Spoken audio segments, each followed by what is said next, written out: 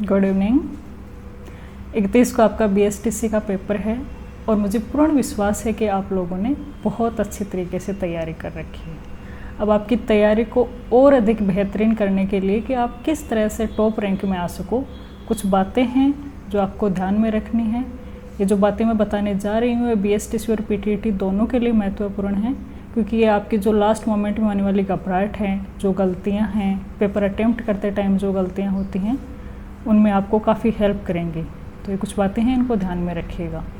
देखिए, सबसे पहले तो आप अपना जो रोल नंबर है उसे OMR सीट में फिल करते टाइम ध्यान दीजिएगा, क्योंकि आप जो BSTC वाले हैं वो पहली बार OMR सीट फिल कर रहे हैं। तो सबसे पहले जो आपके रोल नंबर के जो डिजिट हैं, कितने डिजिट हैं वो काउंट कर लीजिए। मान लीजिए आपका रोल नंबर है 123 1 2 3 और जो आपके BSTC OMR सीट में बॉक्स हैं वो 4 बॉक्स बने हुए हैं और रोल नंबर में 3 डिजिट हैं।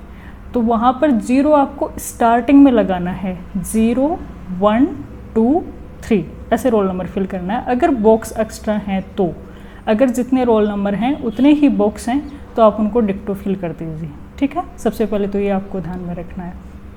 दूसरी बात, मान लो किसी स्टूडेंट ने रोल नंबर गलत भर दिए, अपना नाम है उसकी स्पेलिंग गलत कर दी या कुछ भी हो जो आपसे गलत हो गया OMR सीट में, तो घबराने की ज़रूरत बिल्कुल भी नहीं है। सबसे पहले अपने परीक्षक को ये बात बताएं, इन्विजिलेटर को। अगर व्हाइटनर अलाउ है तो वो आपको कहेंगे कि व्हाइटनर अलाउ है, अगर नहीं है तो भी ना घबराएं। अगर रोल नंबर गलत है तो जो माध्यमिक शिक्षा बोर्ड है वो आपके 5 नंबर कट करके रिजल्ट जारी कर देगा। तो ये टेंशन में आने की ज़रूरत नहीं है कि मेरा रिजल्ट रोक लिया जाएगा या फिर मैं तो फेल हो जाऊँगा, ऐसा कुछ नहीं है, घबराना बिल्कुल नहीं है। ठीक है, अब दूसरी बात ध्यान में रखनी है कि पेपर अटेम्प्ट कैसे करना है, कौन सा सेक्शन पहले करना है, कौन सा बाद में करना है। ठीक, तो सबसे पहले देखिए, हिंदी ऐसा सब्जेक्ट है जो चाहे आप हिंदी मीडियम हो या इंग्लिश मीडियम हो, सभी स्टूडेंट उस सेक्शन को बहुत ईजीली सोल्व कर सकते हैं। जो मुहावरे, लोकोक्ति, समास वगैरह हैं, ये आप अगर नहीं पढ़ा है आपने तो कॉमन सेंस लगा के भी आप इनको सोल्व कर सकते हैं। ठीक है, तो सबसे पहले आप हिंदी को सोल्व कीजिए। और हिंदी में जिन्होंने अच्छी तरीके से पढ़ा है उनके लिए बहुत अच्छी बात है, जिन्होंने नहीं पढ़ा है वो कुछ ट्रिक्स का ध्यान रखिए। जैसे ऑप्शन एलिमिनेट करके आप क्वेश्चन है उसको सोल्व कीजिए। और उसकी ट्रिक ये है कि जो हिंदी में जो संधि विच्छेद हैं, प्रत्यय हैं, उपसर्ग हैं, इनको अलग करने के बाद, जैसे शब्द में से उपसर्ग को अलग कर दिया तो जो बचा हुआ शब्द है उसका स्पेसिफिक मीनिंग निकलना चाहिए। ठीक है, इसी तरह से जैसे प्रत्यय में से अगर प्रत्यय अलग कर दिया शब्द में से, तो जो बचा हुआ शब्द है, मूल शब्द, उसका एक स्पेसिफिक अर्थ निकलना चाहिए। अब वो अर्थ निकलेगा तो आपको पता चल जाएगा, ऐसा शब्द आपने कहीं ना कहीं पढ़ा होगा।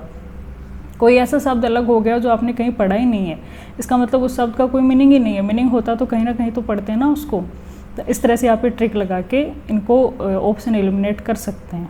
ठीक है, हिंदी के बाद आप दूसरा सोल्व कीजिए GK, क्योंकि देखिए टाइमिंग है आपके पास 3 घंटे 180 मिनट और क्वेश्चन हैं आपके पास 200।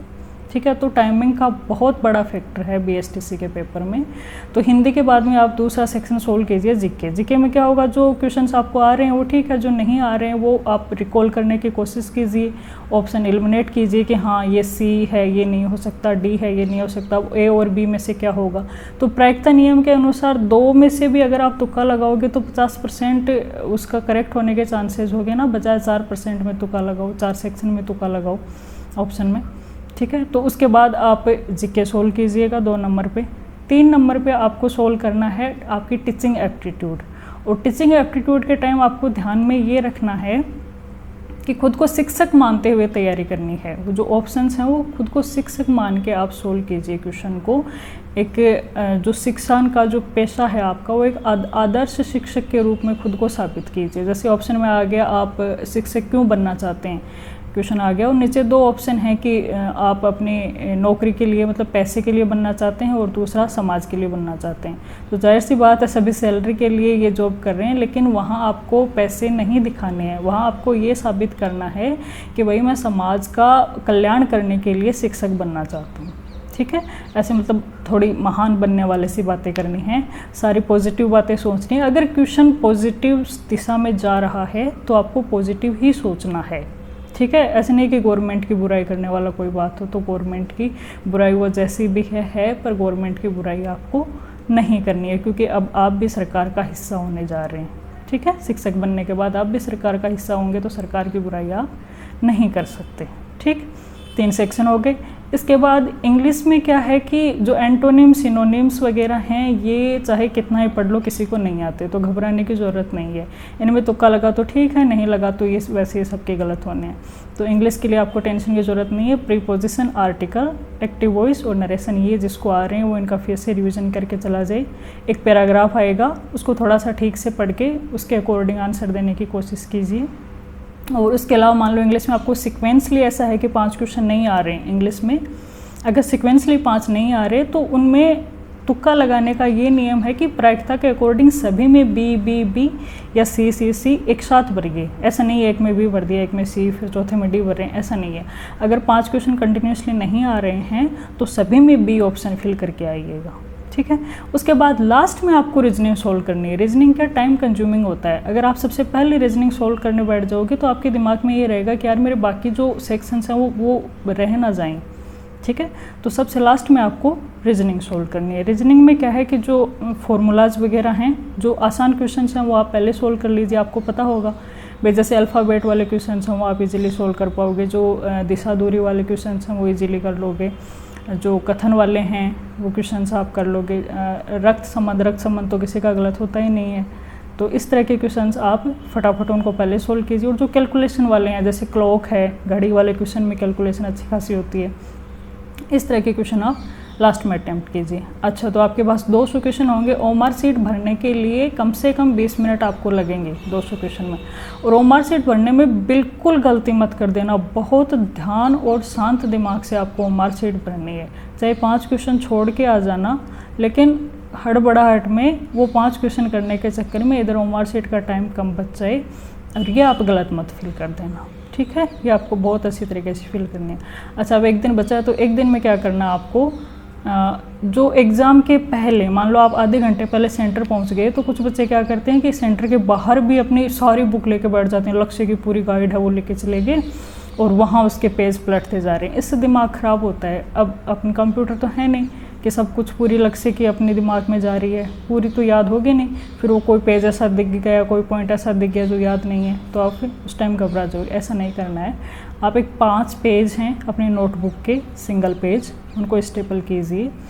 पहले पेज में हिंदी के कुछ क्वेश्चंस ऐसे हैं जो आपको लग रहा है कि इम्पोर्टेंट भी हैं, मुझे नहीं आ रहे हैं और इन शब्दों को मुझे ध्यान में रखना है। जैसे आपसे पूछ लिया नद्यार्पण का संधि विच्छेद पूछ लिया, तो उसका होता है नदी प्लस अर्पण, ये एक टफ शब्द समझा जाता है।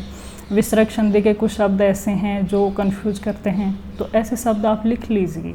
कुछ समास के शब्द लिख लीजिए, कुछ प्रत्यय उपसर्ग जहाँ आप कंफ्यूज हो रहे हो कि यार इसमें मैं कंफ्यूज हो सकता हूँ कि इसमें ये होगा, वैसे शब्द आप लिख दीजिए। सिर्फ सिंगल पेज, हिंदी का सिर्फ सिंगल पेज, ठीक है। उसके बाद इंग्लिश, जिनकी इंग्लिश स्ट्रॉन्ग है उन्हें प्रीपोजिशन वगैरह, एक्टिव पैसिव के कुछ रूल रखने हैं। जैसे एक्टिव पैसिव में जो कनेक्टिंग वर्ड होता है देट यूज करते हैं, जो नरेशन में जो कनेक्टिंग वर्ड देट यूज करते हैं, वो जो कनेक्टिंग वर्ड आपको लिखने हैं वो आप वहाँ पर लिख सकते हैं, ठीक है। टीचिंग एप्टीट्यूड में तो वैसे नोट्स की कोई ज़रूरत नहीं है, फिर भी अगर आपको ज़रूरत है, कुछ ऐसा पर्टिकुलर स्टूडेंट पे ये डिपेंड है कि उसे ज़रूरत है या नहीं, वो आप लिख सकते हैं। अच्छा, जीके में क्या करना है, जीके में लास्ट मोमेंट पर सब कुछ रिवीजन नहीं करते हैं, सिर्फ डाटा वाले जो टॉपिक्स हैं वो आपको देखने हैं। जैसे जनसंख्या है, जो वन संपदा है, पशु संपदा हैं, इनके डाटा देखने की ज़रूरत पड़ती है, तो ये देखने हैं। हिस्ट्री में अब आप लास्ट मोमेंट कल पे मॉडर्न हिस्ट्री रिवीजन कीजिए। एकीकरण से एक प्रश्न पक्का आएगा, प्रजामंडल से आएगा। एकीकरण में डेट भी खूब हैं, 18 मार्च 1948 समथिंग, जो जितनी भी डेट हैं उसकी जितने भी चरण हैं सभी के डेट हैं वो आपको वापस रिवीजन करने की ज़रूरत है एट मोमेंट पे, उन सभी के प्रधानमंत्री, राज प्रमुख, तो वो चीज़ आप लिख सकते हैं।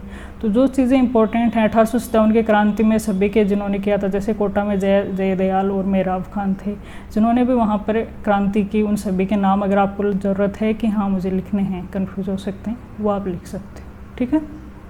अच्छा, कल्चर में नृत्य से एक प्रश्न पक्का आता है और वहाँ कन्फ्यूजन भी होता है, जो स्पेशली जो जनजाति वाले नृत्य हैं, ग्रासिया वालों का कौन सा है, भील का कौन सा है, तो वो आप लिख सकते हैं, ठीक है। वाद्य यंत्र में कन्फ्यूजन होता है, सतारा, स्पेशली सतारा को याद रखना, वो कंफ्यूज हो जाते हो, इसमें तार लगा हो तो आप सोचते हो तत्वादी यंत्र, वो तत्व नहीं है, वो सुशीरवादी यंत्र है और ये बार बार एग्जाम में पूछा जाता है। ठीक है, अलगोजा भी सुशीरवादी यंत्र है जो अपना राज्यवादी यंत्र है। तो इस तरह के जो कन्फ्यूजन वाले क्वेश्चन है वो आप जीके में लिख सकते हो उस सिंगल पेज में जीके कवर हो जाना चाहिए आपका, बहुत कुछ नहीं लिखना है, छोटे छोटे लिख लीजिए उसमें। उसके बाद में लास्ट में बचा आपका रीजनिंग में जो शॉर्ट ट्रिक्स के फॉर्मूलाज हैं आपको सिर्फ वो लिखने हैं, सब कुछ मत बैठ जाना। एक टॉपिक से सिर्फ 2 या 3 फॉर्मूलेज हैं, वो सिंगल पेज में लिख लीजिए। जैसे क्लॉक वाले में शॉर्ट ट्रिक के फॉर्मूले हैं, दिशा दूरी वाले में जो भी आपको लगता है कि हाँ ये शॉर्ट ट्रिक है और ये मुझे ज़रूरत है, वो आप लिख लीजिए। इसके अलावा अगर किसी को कुछ डाउट हो, कुछ पूछना हो, मुझे लगता है मैंने सारे कवर कर दिए हैं, फिर भी कुछ पूछना हो तो आप यहीं वीडियो के कमेंट बॉक्स में लिख दीजिए, क्योंकि जो इनबॉक्स है वो मैं जनरली दिन में एक ही बार चेक करती हूँ इवनिंग में, पूरे टाइम चेक करने का टाइम नहीं रहता पूरे दिन में बार बार।